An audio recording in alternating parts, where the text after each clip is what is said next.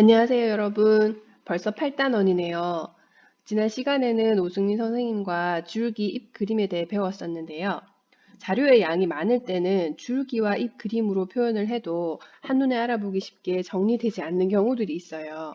자, 이런 경우에는 자료들을 어떻게 나타내면 한눈에 알아보기 쉬울까요? 네, 바로 도수 분포표라는 것으로 한눈에 정리해 볼 수 있는데요. 바로 오늘 배울 내용이 도수 분포표입니다.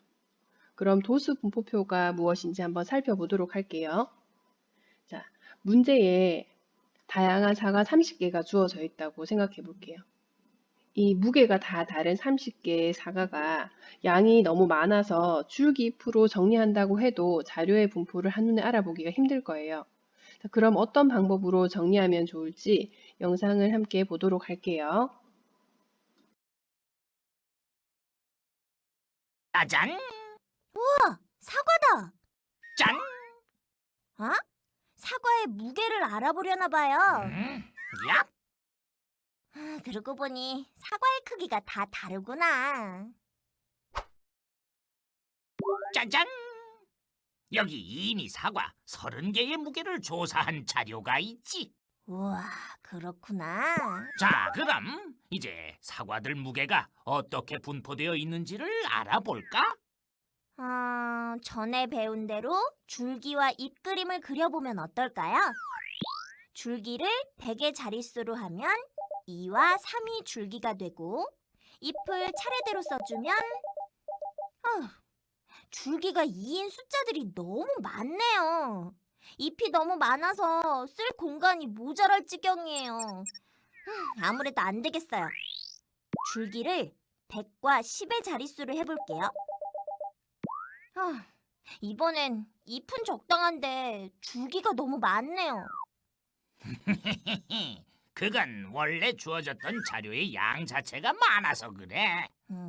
줄기와 잎 그림이 자료를 정리하는 좋은 방법이긴 하지만 이처럼 자료의 양이 많을 때는 제한된 공간 속에 일일이 나열하는데 한계가 있지. 그러니 오늘은 새로운 방법으로 자료를 정리해 보자고. 자, 사과의 무게를 조사한 자료에서 가장 작은 별량과 가장 큰 별량은 각각 얼마였지? 그러니까 가장 가벼운 사과와 가장 무거운 사과의 무게가 얼마인지 찾으라는 얘기죠. 가장 작은 별량은 203, 가장 큰 별량은 312예요. 좋아. 그럼 사과의 무게를 200g에서 320g까지 20g 간격으로 나누어 볼까? 별량을 20g 간격으로 나눈다고요? 그래. 이때 중요한 건 일정한 간격으로 나눈다는 거지. 그렇구나. 이렇게 별량을 일정한 간격으로 나눈 구간을 계급이라고 하고 그 구간의 간격 혹은 너비를 계급의 크기라고 하지. 계급의 크기! 이때 또 한 가지 중요한 건 모든 자료를 중복되지 않게 세도록 각 계급의 시작값은 이상, 끝값은 미만이 되도록 한다는 사실이지. 자, 그럼 240g과 같이 구간의 경계에 있는 수는 어느 계급에 포함될까? 240은 240g 이상, 260g 미만인 계급에 포함되겠네요. 각 계급의 시작값은 이상, 끝값은 미만이 되도록 한다. 이렇게 하면 각 계급이 중복되는 값 없이 서로 구분될 수 있겠군요. 자, 그럼 200g 이상, 220g 미만인 계급에는 별량이 몇 개나 있을까? 203, 208, 210, 216 이렇게 4개의 별량이 있겠네요. 220 미만인 계급이니까 220은 이 계급에 포함되지 않고요. 그렇지. 203, 208, 210, 216. 지금 뭘 표시하신 거예요? 각 계급에 속하는 자료의 수를 표시한 거란다.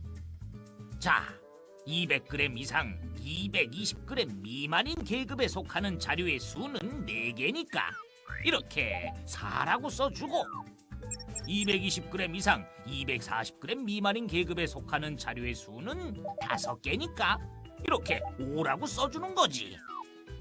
이렇게 각 계급에 속하는 자료의 개수를 그 계급의 도수라고 하지. 도수. 이렇게 각 계급의 도수를 채워주고 나면 도수 분포표 완성! 자, 주어진 30개의 사과 무게를 한눈에 알아보기 쉽게 표로 만드는 과정 잘 보았나요? 이런 표를 우리는 도수 분포표라고 하는데요. 이런 도수 분포표를 만드는 순서, 방법에 대해서 다시 한번 정리해 보도록 할게요. 먼저 주어진 별량 중에서 가장 큰 값과 가장 작은 값, 가장 큰 별량, 가장 작은 별량을 찾은 다음에 이 별량을 여기서는 20g 간격으로 일정하게 나누었습니다. 그런데 이 별량의 간격을 어느 정도로 할지 결정하는 기준은요, 자료의 분포 상태가 가장 잘 나타나도록 이 계급의 개수가 5개에서 15개 정도가 되도록 정하는 것이 좋아요. 보통은 10개 전후로 하면 분포 상태를 보기 편할 거예요. 여기서는 하나, 둘, 셋, 넷, 다섯, 6개. 6개의 계급 개수가 되었죠. 이렇게 정하면 됩니다. 그렇게 정해서 일정하게 간격을 나눈 다음에 마지막으로 이 자료가 중복돼서 세워지지 않도록 시작은 이상, 끝은 미만이 되도록 정해주도록 합니다. 예를 들어서 220 하나만 한번 생각해 볼게요. 220의 경우는 여기도 220이 적혀 있고 여기도 220이 적혀 있으니까 어느 구간에 넣어야 할지 고민이 되겠죠. 그래서 이상, 미만, 처음 시작을 이상, 뒤에 미만을 붙여주면 이상은 포함하는 것이고 미만은 포함하지 않는 것이죠. 따라서 220 경우에는 여기는 220 미만이라서 포함하지 않고 220 이상, 여기가 220을 포함하는 거니까 두 번째 구간에 넣어주면 됩니다. 자, 이 방법으로 이 도수 분포표를 만들어주면 별량의 양이 많은 경우도 한눈에 알아볼 수 있게 쉽게 정리할 수 있습니다. 그럼 오늘 새롭게 나온 용어들만 간단히 정리해보고 관련 문제를 풀어보도록 할게요. 자, 먼저 별량을 일정한 간격으로 나눈 구간. 이것을 우리는 계급이다 라고 했습니다. 두 번째, 이 각 계급에서 대표하는 값이 있는데요. 그 대표하는 값은 200에서 220, 예를 들어 첫 번째 구간의 계급을 볼게요. 200에서 220은 대표 값을 이야기하라고 하면 이 안에 여러 별량들이 들어가 있겠죠. 그래서 정 가운데 값, 여기에서는 210에 해당하겠죠. 그런 가운데 값을 우리는 계급 값이라고 불러요. 자, 그럼 계급 값을 어떻게 계산할 수 있을까요? 계급을 대표하는 이 계급 값은 딱 가운데 값이기 때문에 계급의 양 끝값을 더한 다음에 반으로 나눠주면 됩니다. 200과 220을 더한 다음에 반으로 나눠주면 210 이렇게 나온다는 말이죠. 자, 다음 구간의 너비. 이 각 구간의 너비를 우리는 계급의 크기라고 했습니다. 그럼 여기서는 계급의 크기가 얼마죠? 20이다 라고 할 수 있겠죠. 계급의 크기는 모든 구간에 다 일정하게 나누어야 된다라고 앞서서 이야기했습니다. 그럼 세 번째는 각 계급에 속하는 이 자료의 개수 2, 3, 7 요 자료의 개수 이 개수를 우리는 도수라고 했죠. 그러면 이 각 계급에 속하는 도수를 조사해서 이렇게 나타낸 표를 우리는 도수 분포표다라고 했습니다. 자, 오늘 배운 내용이 어느 정도 정리가 되었나요? 자, 그러면 오늘 배운 내용을 바탕으로 문제를 함께 풀어보도록 하겠습니다. 자, 첫 번째 문제입니다. 오른쪽 어느 지역을 9월 한 달 동안의 일교차를 조사하여 나타낸 도수 분포표이다. 자, 물음에 답하시오. 자, 첫 번째 계급의 크기를 구하는 문제네요. 계급의 크기는 여기 구간, 이 구간의 너비를 말하는 거죠. 얼마죠? 4에서 6까지니까 이만큼 차이 나죠. 따라서 계급의 크기는 2도씨라고 할 수 있습니다. 1교차가 12도씨 이상, 그러면 여기는 미만이니까 12도씨 이상은 여기서부터죠. 12도씨 이상은 이 구간을 말하는 겁니다. 그 날수는 9와 2를 더해주면 되니까 며칠이죠? 네, 11일이다 라고 할 수 있습니다. 자, 세 번째, 도수가 가장 큰 계급. 자, 도수가 가장 큰 2, 4, 30, 9, 2. 이게 도수인데 가장 큰 게 10이죠. 그러면 도수가 가장 큰 계급. 이게 계급이었죠. 그럼 그 계급을 물었으니까 정답은 10도에서 12도씨. 여기에서 이상 미만을 붙여야 되겠죠. 10도 이상 12도씨 미만이라고 하는 게 더 정확하겠습니다. 그 다음 도수가 4인. 도수가, 이게 도수죠. 도수가 4인 계급의 계급값. 이 계급의 가운데 값을 말하는 거예요. 6하고 8 사이의 가운데 값. 얼마죠? 네, 7입니다. 이것을 식으로 계산하고 싶으면 6과 8을 더한 상태에서 나누기 2를 해주면 7이 되겠습니다. 자, 다음 문제입니다. 다음은 서울특별시 종로구의 미세먼지 측정소에서 5월 한 달간 미세먼지 농도를 조사해서 나타낸 것이다. 물음에 답하시오 라고 하고 첫 번째 문제가 도수 분포표를 나타내는 문제입니다. 자, 도수 분포표를 나타내기 위해서 선생님이 여기 표를 미리 그려놨는데요. 자, 도수 분포표를 나타내려면 가장 작은 별량과 가장 큰 별량을 먼저 찾아야 되죠. 여기서 가장 작은 별량을 찾으면 22, 가장 큰 별량을 찾으면 111이 되겠습니다. 그러면 22와 111이 모두 들어가면서 별량의 개수가 앞서 배웠던 5개에서 15개 미만이 되도록 선생님은 하나, 둘, 셋, 넷, 다섯, 6개가 되도록 지금 도수 분포표를 만들 거예요. 꼭 6개가 되지 않아도 상관이 없습니다. 여러분들이 원하는 5개에서 15개 정도가 되도록 정하면 되는데 이 정도로 나오면 한눈에 알아보기 쉬우니까 선생님은 이렇게 정할게요.